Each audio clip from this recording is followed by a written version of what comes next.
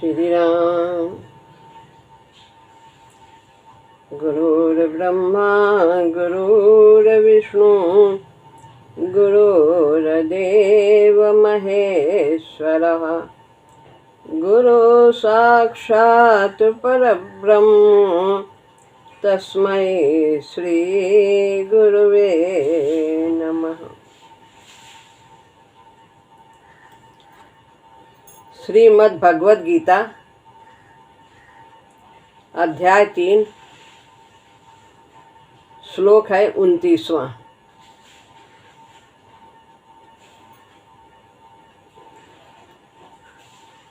प्रकृतिर्गुण सम्मूढ़ः सज्जन्ते गुण कर्मसु तान् कृत्स्नविदो मंदान् कृत्स्नविन्न विचालयेत्। भगवान ज्ञानी महापुरुषों के लिए बता रहे हैं कि प्रकृति के गुणों के कारण पूरी तरह से मोह में पड़े हुए, यानी जो अभी गुणातीत नहीं हुए हैं, यदि वो सतोगुण से भी मोहित हैं, उनको भी अपना समझते हैं, तो भी वे प्रकृति के गुणों से मोहित कहे जाते हैं।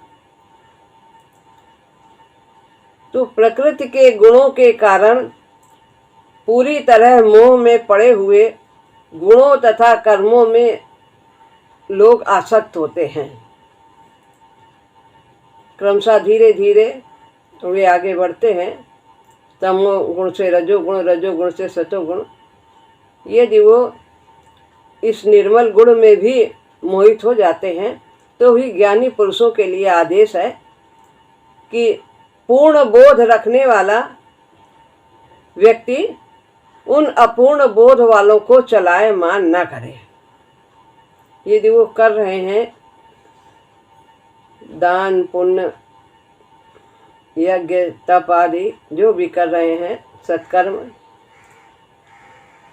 और उन्हें वो अपना समझते हैं कि मैंने इतना बड़ा कार्य किया, मैं इतना दानी हूँ, मैं बहुत सेवा भाव रखता हूँ, किसी भी प्रकार से उन गुणों को वो अपना मानते हैं, तो फिर ज्ञानी पुरुष को चाहिए जो पूर्ण रूप से गुणातीत हैं, उन्हें चाहिए कि उन्हें चलायमान न करें। यदि वे आसक्ति बस करते हैं तो भी उन्हें वे सत्कर्म तो वही होते हैं जो परमात्मा के लिए किए जाते हैं वास्तव में। तो जो भी वे निर्मल कार्य करते हैं सतोगुण से युक्त होकर के उच्च कर्म करते हैं, उनके प्रति उनमें आसक्ति है तो वैसे ही उन्हें करने दें। तो वो पूर्ण बोध नहीं रखते हैं, अभी अपूर्ण बोध है ऐसे लोगों में। गुण कर्म के विभाग को जानने वाला तत्ववेत्ता आसक्त नहीं होता है। वो चाहे तमोगुण में प्रवृत्त हो जाए, चाहे रजोगुण में प्रवृत्त हो जाए, चाहे सतोगुण में प्रवृत्त हो जाए, क्योंकि गुणों में प्रवृत्त होना उसकी जिम्मेदारी होती ही नहीं। उसने तो अपना सब कुछ भगवान को समर्पण कर दिया है। तो जो भी गुण आते हैं वो सब प्रभु की ओर से आते हैं, वो तो गुणातीत रहता है। जो सामने आया वो उन्हीं प्रकार के कर्मों को करता है। प्रवृत्तिम चा निवृत्तिम चा मोहमेव चा पांडव, कुछ भी आ जाए तो उसमें वो उनको ना अपना समझता है और ना ही उनमें मोहित होता है। तो ऐसे लोगों के लिए कहा है, ये पूर्वले इस श्लोक में कहा है कि गुण कर्म विभाग को जानने वाला तत्ववेत्ता आसक्त नहीं होता है। जो ऊपर की लाइन है 29वें इस श्लोक की, उसमें यही भगवान कह रहे हैं कि जो ऐसा तत्ववेत्ता है, गुण को अलग जानता है कि गुण गुण में बरत रहे, इंद्रियां इंद्रियों में बरत रही हैं, और जो कार्य है वो सब गुण का ही कार्य है, मैं कुछ भी नहीं करता, आत्मा कुछ भी नहीं करता, जो इस प्रकार का बोध रखता है, ये बात ऊपर की लाइन में कही गई। इसके विपरीत जो उस तत्व को जानने वाले नहीं हैं, जो नहीं जानते गुण और कर्म के भेद को, कि गुण क्या है, कर्म किसके द्वारा हो रहा है, गुण क्या है, प्रकृति का कार्य है गुण, और गुणों के द्वारा ही कार्य होते हैं। जो ऐसा नहीं जानते हैं और वो आत्मा को ही कर्ता मानने लगते हैं, उनके लिए बताया है कि ज्ञानी पुरुष उनके साथ क्या व्यवहार करें। तो ऐसे लोग जो जानने वाले नहीं हैं, वे कर्म में आसक्त रहते हैं कि मैंने किया, ये काम मेरा है। यह इस श्लोक के पूर्वार्ध में कहा गया है।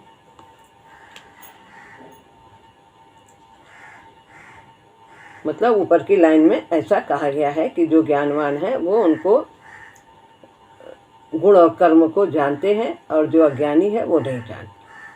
प्रकृति के गुणों के द्वारा सम्मूढ़, प्रकृति के गुणों के द्वारा सम्मूढ़ मोहित हुआ। गुण तो आप लोग सुन रहे कितने दिन से, गुण क्या है? ये गुण प्रकृति का ही धर्म है, और जो कार्य होते हैं वो सब गुणों के द्वारा ही होते हैं। जैसा गुण होगा उसी प्रकार से कार्य होगा। तो प्रकृति के गुणों के द्वारा जो सम्मूढ़ व्यक्ति है, नहीं जानता है, उन गुणों को अपना मानता है और गुणों के द्वारा किए हुए कार्य को भी अपना मानता है, तो सम्मूढ़ का अर्थ है भली प्रकार से मूढ़, मोह में पड़ा हुआ, अचेत हुआ। जब व्यक्ति को अपना और अपनी परिस्थिति का ठीक भान नहीं रहता, तब वो मोह में पड़ा कहा जाता है। अपना ध्यान नहीं कि मैं कौन हूँ, ये ज्ञान नहीं है। ये परिस्थिति जो आई है, परिस्थिति के अनुसार ही व्यक्ति कर्म करता है। कौन करता है? इंद्रियां करती हैं। गुण से प्रभावित होकर व्यक्ति कार्य करता है। तो जो अपने को नहीं जानता, अपने स्वरूप को नहीं जानता, अपनी परिस्थिति को नहीं जानता कि हम नित्य हैं, क्रिया हम में नहीं होती है, ये सब जिसको भान नहीं होता, वही व्यक्ति मोह में पड़ा रहता है, अज्ञानी कहा जाता है। प्रकृति के गुणों का ऐसा ही प्रभाव होता है कि व्यक्ति इसमें बंध जाता है, मोहित हो जाता है, उनके कार्यों को अपना कार्य समझने लगता है। तो जहाँ मैं और मेरा है, वहीं पे बंधन है।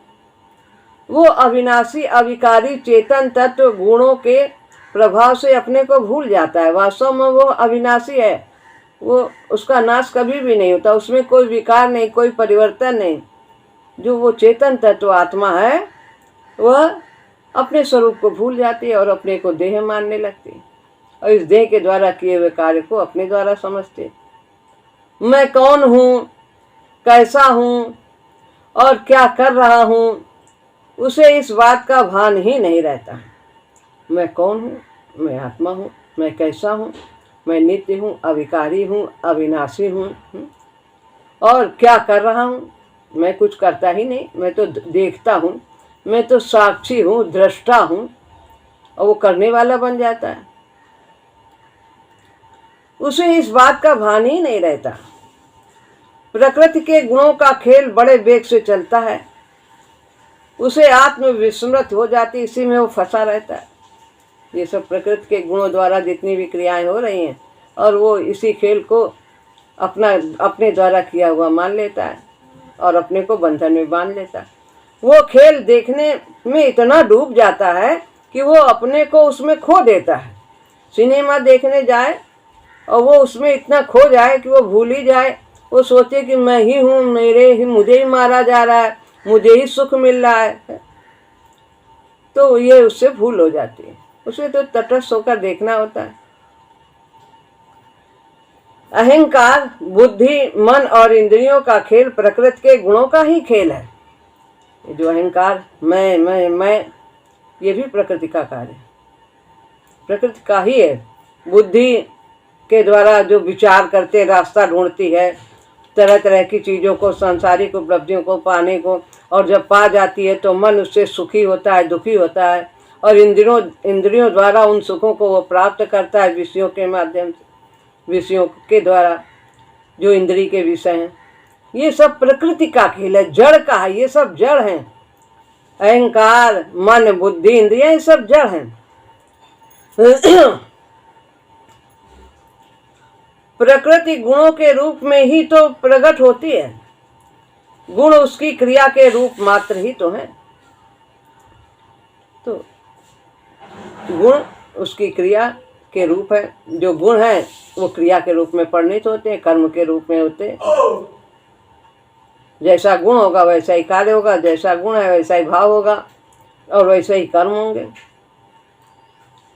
आत्मा इनकी गतियों में लीन हुआ अपने को इनसे एक कर लेता है कि मैं ही कर रहा हूँ, मैं ही भोग रहा हूँ, मैंने ही किया है।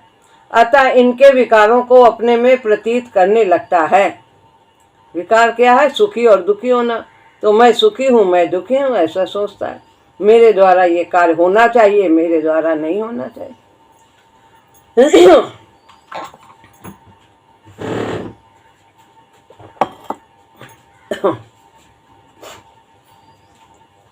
अतः इनके विकारों को अपने में प्रतीत करने लगता है। फलता आसक्ति होती है, आसक्त हो जाता है, ये सब मेरा है, मेरे ही द्वारा हुआ है, उससे लगाव हो जाता है जो प्राप्त है। किसी गति से राग और किसी से द्वेष, कभी किसी गुण के प्राबल्य की चाह होती है और किसी के दूर हो जाने की चाह होती। किसी गति से राग और किसी गति से द्वेष। ऐसा हमारे द्वारा होना चाहिए और ऐसा नहीं होना चाहिए। क्या होना चाहिए? अनुकूलता बनी रहे, अच्छे अच्छे हम कार्य करें और हम अवगुणों से बचे रहें, ये प्रतिकूलता भी ना आए, अपमान भी ना हो। तो किसी गुण के प्राबल्य की चाहे, सदा अच्छे अच्छे कार्य करें, सद्गुण में ही रहें, ये चाह बनी। वो तो जो गुणातीत है वो कुछ चाहता ही नहीं, वो तो प्रभु के हाथ का यंत्र होता है। जो प्रभु कराते हैं वो करता है। वो जब सतोगुण में होता तो उन गुणों को अपना नहीं मानता, यदि वो तमोगुण में होता है तो भी उन्हें वो अपना नहीं मानता। भगवान ने कितने कार्य किए, सभी प्रकार के कार्य किए, लेकिन वो महापुरुष गुणातीत है। जैसे गुण की जब आवश्यकता हुई उसका उपयोग किया।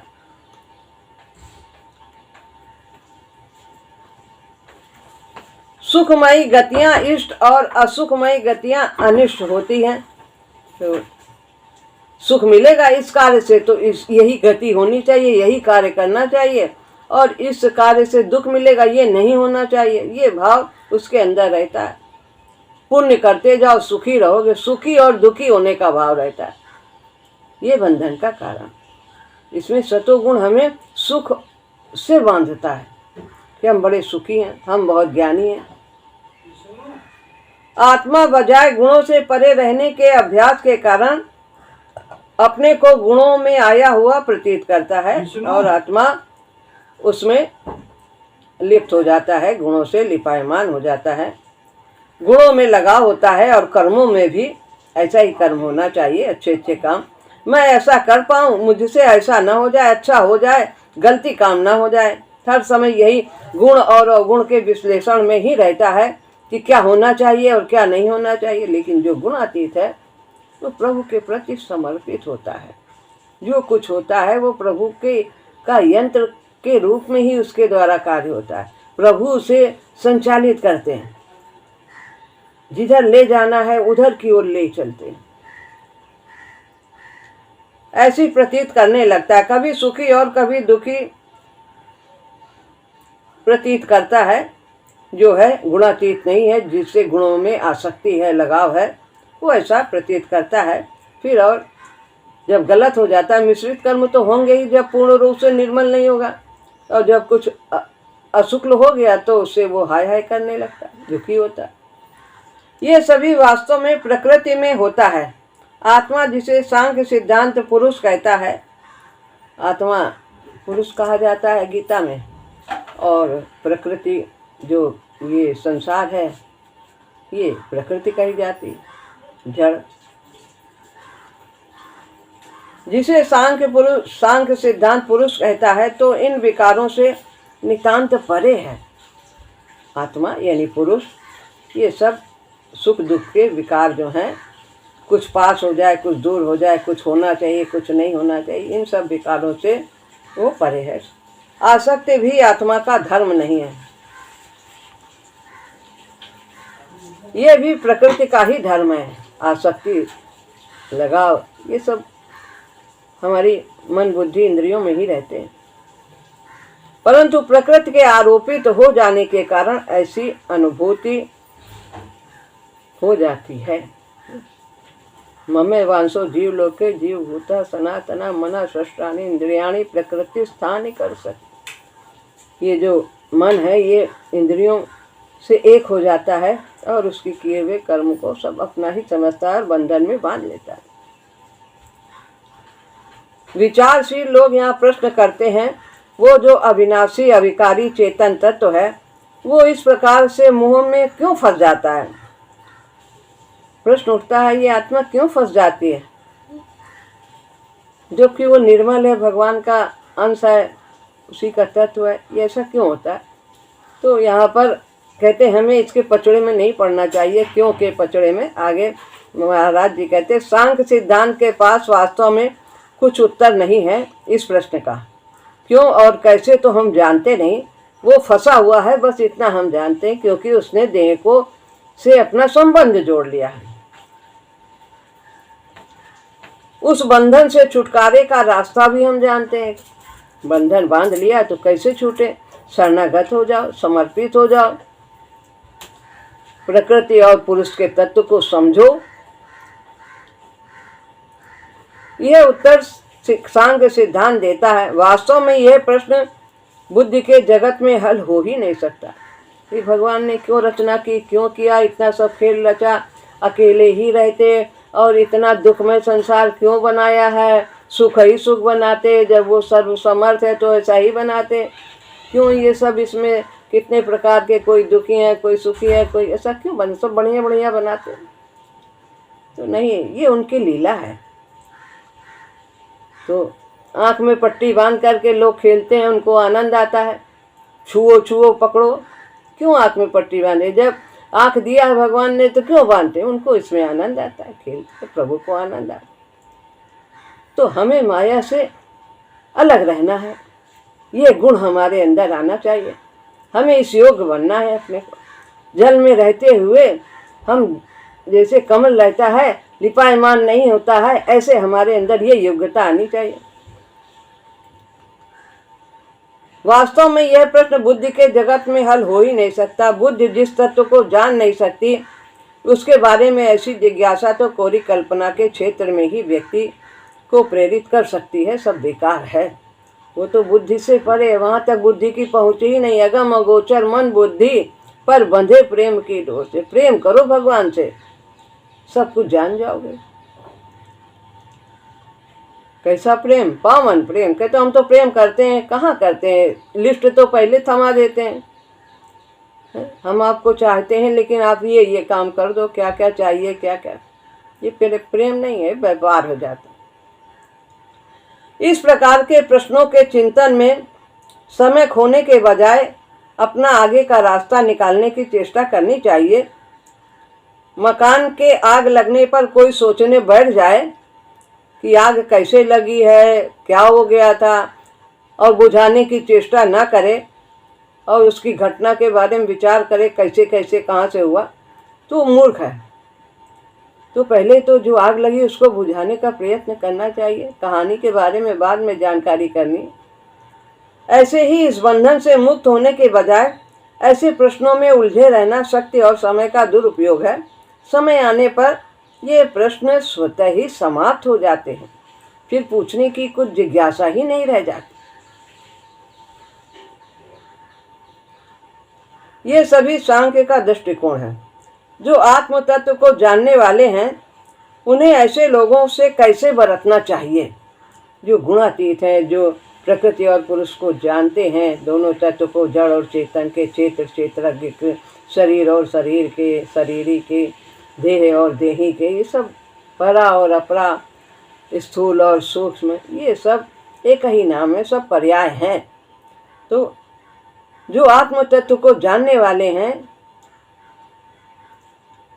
उन्हें ऐसे लोगों से कैसे बरतना चाहिए, इस प्रश्न का उत्तर दिया है इस श्लोक के दूसरे आधे भाग में। नीचे जो उत्तरार्ध है उसमें बताते हैं भगवान क्या करना चाहिए ऐसे लोगों को, महापुरुषों को। ऊपर भी 25 तथा 26वें श्लोक में विद्वान को कर्म करने के लिए अविद्वान से कर्म करवाने का निर्देश दिया गया। जो अज्ञानी है उनसे कर्म करवाएं, वो स्वयं त्यागे नहीं कर्म का। समाज के व्यवस्था के लिए, जन कल्याण के लिए जो पीछे आ रहे हैं वे भी कर्म का पालन करें, कर्तव्य का, कर्म का त्याग ना करें, ताकि समाज की गाड़ी ठीक से चल सके। भगवान की बनाई इतनी सुंदर सृष्टि में सब व्यवस्था बनी रहे।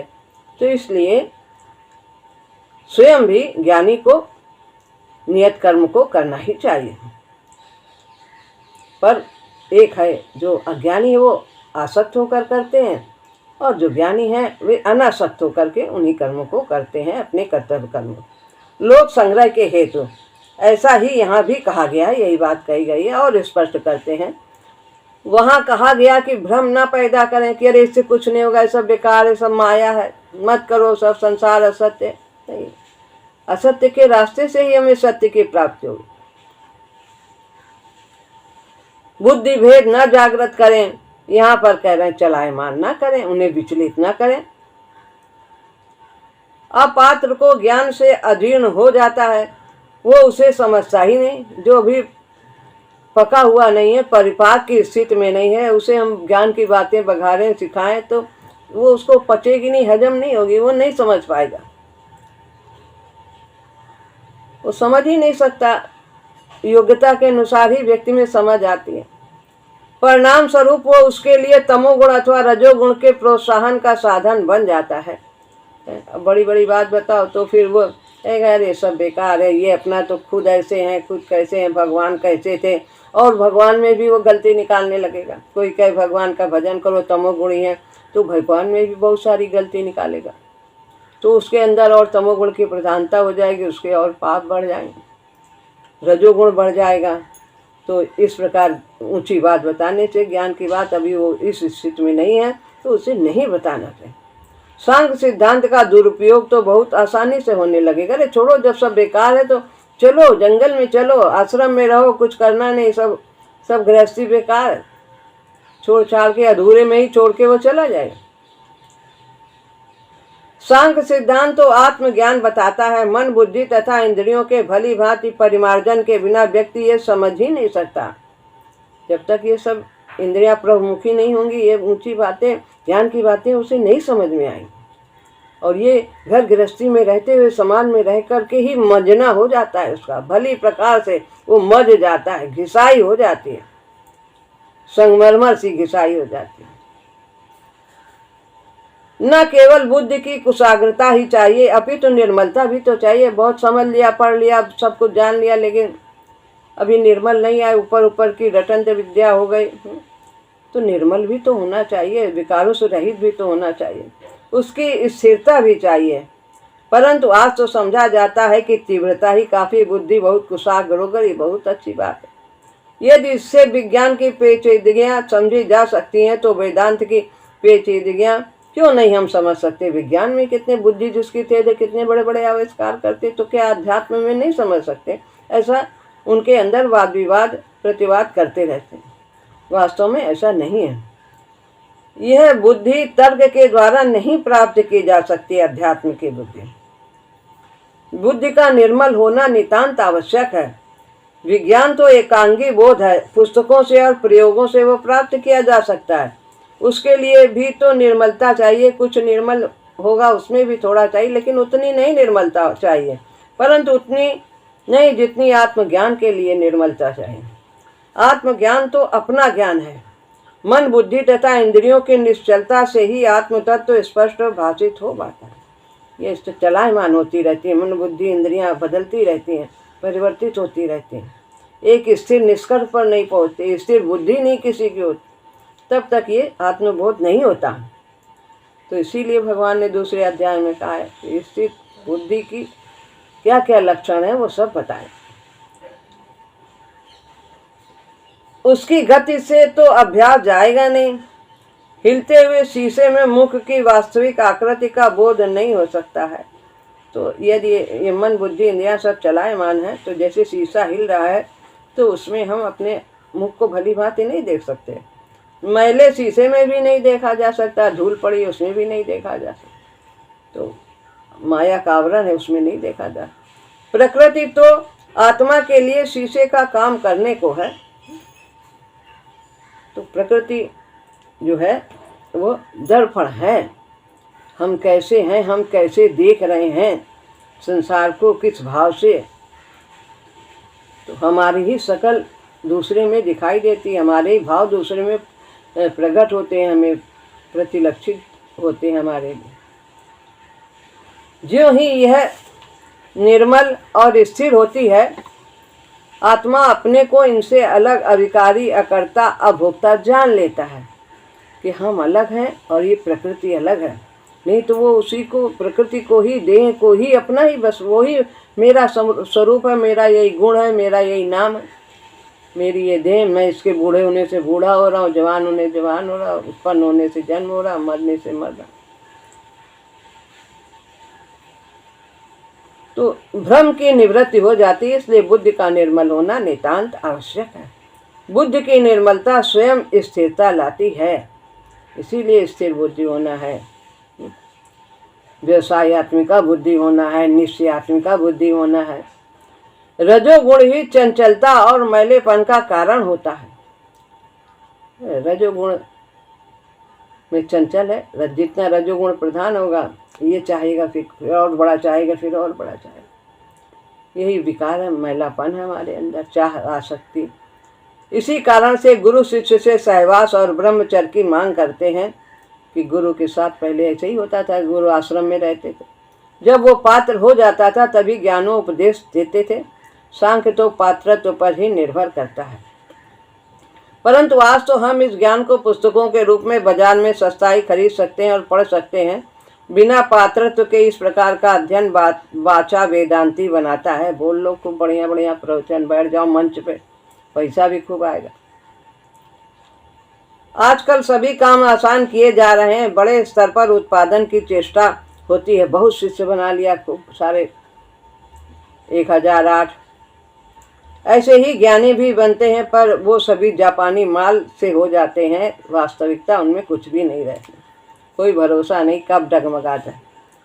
न केवल पात्रत्व ही चाहिए, वक्ता भी स्वयं आत्मनिष्ठ हो, तभी आत्मबोध हो सकता है। शिष्य ही नहीं कि वो पात्र हो ग्रहण करने के, लेकिन जो देने वाला है ज्ञान, उसे भी आत्मबोध होना चाहिए, तभी तो उसके जो संशय है उनका निवारण कर सकेगा।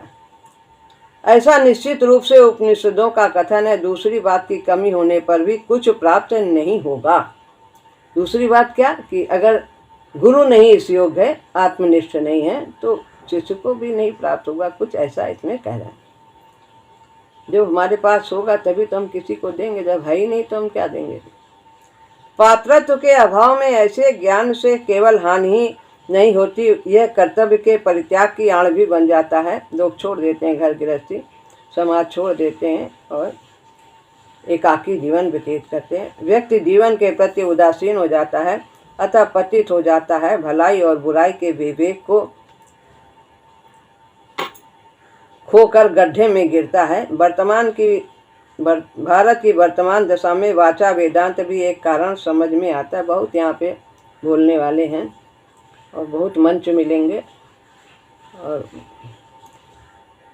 इसके अनेक कारण हैं बोलने का, तो कहा नहीं जा सकता, सब लोग समझदार हैं। तो बातें आकाश की होती हैं और निवास पाताल में, कहना वेदांत और चरित्र अति नीच। बात वेदों की करेंगे, जो व्यवहार है बहुत ही निम्न कोटि का। वेदांत के अनुयायी भारत की अपेक्षा व्यवहार में विदेशों में के लोग बहुत ऊंचे हैं। वहाँ के देखे गए ऐसा बोलते हैं कि वहाँ के आचरण अच्छे हैं, जो यहाँ वेद की चर्चा करते हैं। ऐसे बहुत से देखे गए हैं कि जो विदेश में हैं उनके आचरण अच्छे हैं, और यहाँ कहने को वेदांती हैं, वाचा वेदांती, तो वो बोलते कुछ है करते कुछ है। ऐसा भी देखा गया, सब ऐसे नहीं होते हैं। इतना स्वार्थ था, बेईमानी तो वहाँ नहीं जितनी यहाँ हो रही है। वेदांत का अजीर्णपन है, हजम नहीं हुआ है उन्हें, और इसीलिए वो इस तरह के आचरण करते हैं। मैं अकर्ता हूँ, सदैव शुद्ध हूँ, इस विचारधारा का परिणाम होता है कर्तव्य परित्याग। मुझे क्या करने को है, मैं तो पूर्ण हूँ, मुझे तो कुछ करना ही नहीं है। बुराई भलाई तो प्रकृति में होती है, मुझ में तो है नहीं, ऐसा सोचने लगता है और अपने को निर्मल करने की चेष्टा नहीं करता। हम तो पूर्ण हैं, अहम ब्रह्म अस्मि सोहम अस्मि, यही बताया जाता। श्री शंकराचार्य ने ब्रह्म सूत्र के प्रथम सूत्र पर भाष्य करते हुए कहा कि साधन चतुष्टय संपन्न व्यक्ति ही उस ज्ञान का अधिकारी है जिसके अंदर ये साधन है। क्या है? विवेक चाहिए। साधन चतुष्टय विवेक, वैराग्य और अभ्यास तथा मुमुक्ष। तो मुमुक्ष यदि नहीं है तो ये तीनों उसके लिए बेकार हैं। मुमुक्ष होना बहुत जरूरी है, यानी मोक्ष पाने की तीव्र लगन, तभी विवेक जागृत होगा, तभी वैराग्य होगा, तभी अभ्यास होगा। तो ये साधन चतुष्टय जो जिसके पास है तो वो इसका अधिकारी है जो ऐसा करता है। उसके बिना यह ज्ञान व्यक्ति और समाज के लिए हानिकारक सिद्ध होता। यही कारण था कि यह ज्ञान गुप्त रखा जाता था और गुरु से शिष्य तक ही आया करता था। कृष्ण भी तेनी समूचा जानने वाला, जो प्रकृति तथा पुरुष दोनों को जानता है। एक को नहीं जानता कि संसार है संसार है, आत्मा को भी जाने और जो प्रकृति है उसको भी जाने, दोनों के तत्व को जाने। जो प्रकृति को जानता है वो अधूरा जानता है, वो अकृत्नवित है। अपने आत्मज्ञान को अपने तक ही रखे, अपात्रों को देकर उन्हें कर्म के पद से च्युत न करे। जो अभी अपरिपाक की स्थिति में उन्हें नहीं बताना चाहिए, वैसा करने से उनका अहित होगा। कर्म तो विकास का मार्ग है, कर्म का वे फिर परित्याग कर देंगे। उसी से निर्मल हुआ जाता है, उसी के द्वारा स्थिरता भी लाभ की जाती है, उसी के द्वारा ही व्यक्ति समय पाकर पात्र बन सकता है। यदि हमारी बातें किसी व्यक्ति को उसके विकास पथ से गिरा दे तो हम उसके अहित का कारण बनते हैं। वो कर्तव्य का जब त्याग कर देगा तो उसका विकास कैसे होगा? तो एक समय तक इच्छा की भी बहुत जरूरत है। इच्छा करना है, फिर उसकी पूर्ति के लिए प्रयत्न करना है, फिर उसके बाद उसका परिणाम देखना है, तो वो उसके भोग भी शांत हो जाते हैं जो कामना है, और फिर वो उसका परिणाम देखकर आगे बढ़ता है। इच्छा एक अवस्था तक व्यक्ति को विकास के पथ पर अग्रसर करती है। रजोगुण से ही व्यक्ति सत्वगुण में प्रवेश कर सकता है, तमोगुण से तो सीधा सत्व में प्रवेश नहीं किया जा सकता। जब तमोगुण व्यक्ति ज्ञान की बातें सुनता है तो वो और तमोगुण में डूब जाता है। रजोगुणी व्यक्ति भी ज्ञान की बातें सुनकर इच्छा की प्रेरणा को खो बैठता है, वो भी तामसिक होने लगता है और नीचे गिर जाता है। अभी उसमें रजोगुण प्रधान, उसे भोग भोगना चाहिए, भले ही आसक्ति से कर। वो तो सात्विक है, ज्ञान की चर्चा से लाभ उठा सकता है। जो व्यक्ति सात्विक है उसे ही ज्ञान की बातें सुनानी चाहिए, वो ग्रहणशीलता उसमें आ जाती है, वही गुणों का अतिक्रमण कर सकता है। जानने के साथ ही व्यक्ति पर बड़ी जिम्मेदारी आ जाती है। पात्रत्व का विधान इसीलिए किया गया था। कुपात्र में विद्या स्वयं दूषित होती है और पात्र को भी दूषित करती है। इसलिए कहा है, उन अधूरे बोध वाले लोगों को पूरा बोध रखने वाला चलायमान ना करे, विचलित ना करे, पात्रत्व को ही सही शिक्षा प्रदान करे, कर्म के पथ से चलायमान ना करे। अकृत्न विद मंद है, वो जो है पूरी तरह से नहीं जानता है, वो अभी अज्ञानी है। कि जो प्रकृति को जानता है, पुरुष को नहीं जानता है, वो अकृत्नविद है, पूरी तरह से नहीं जानने वाला। जिससे समझ की तीव्रता नहीं है वही मंद कहलाता है। सो ठीक ही है, अधूरा बोध ही उसकी मंदता का कारण है। तो यहाँ पर ये श्लोक पूरा होता है। भगवान ने बताया है कि जो ज्ञानवान है वो जो मोह में पड़े हैं उनको चलायमान ना करें और उनके स्थिति के अनुसार ही उन्हें बात बताएं। श्री राम।